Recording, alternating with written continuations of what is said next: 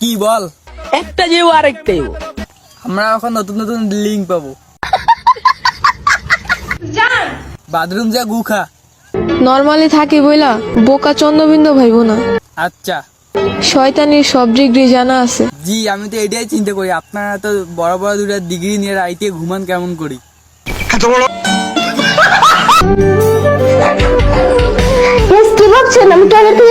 না চাষি, আপনি ঝাড়ুর বাড়ি খেয়ে বাইরে হয়েছেন, তুই আবার কি কবি?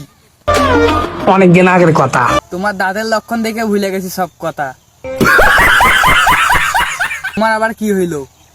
পার্থক্য আছে, তুমি সবার পিছনে ঘুরো আর সবাই আমার পিছনে ঘুরে।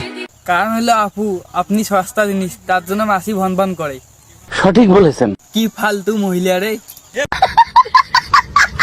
এই চাষির আবার কি হইলো? রেখে দিতে নয়, খেয়ে দিতে শিখো। সরি আপু, আমরা টিকটকারদের মতো সস্তা জিনিস খাই না। সবই বুঝ। হ আপা, তুমি যে গরুর ভুড়ি খেয়ে মোটা হয়েছো এটা আমরা সবাই জানি।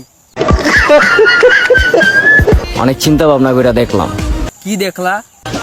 এই প্রেম টেম করে কোনো লাভ নেই। এখন টার্গেট আমার একটাই। অডিও কল 500, ভিডিও কলে 1000। আচ্ছা, চারিদিকে সবাই যদি লয়াল মেয়ে খোঁজে তাহলে আমাদের মতো বেঈমান গুলো কোথায় যাবে? কেন কক্সবাজার আবাসিক হোটেলে? চোখের দিকে তাকিয়ে যদি নাই বুঝতে পারো মনের ভাষা। কি বুঝবো তোমার চোখের ভাষা? তোমার চোখ দেখে আমার সইরে গেছে মনের খাসা। আমার কাছে তুমি অন্যরকম, ভালোবাসি বেশি। ভাই তোরে শূন্যতে খাটনা করাইছি নাকি দেখি? চিনো আমারে? চিনা লাগবে না আপা, আপনার লক্ষণ দেখলে বোঝা যায় আপনি যে মিয়া খলিফার ছোট বোন। সঠিক বলেছেন।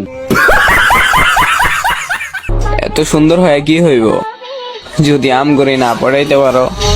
মেয়েদের অত শখ নাই ভাইয়া, আপনার মতন গন্ডারের চামড়ার তলে পরে চেপটা হবে।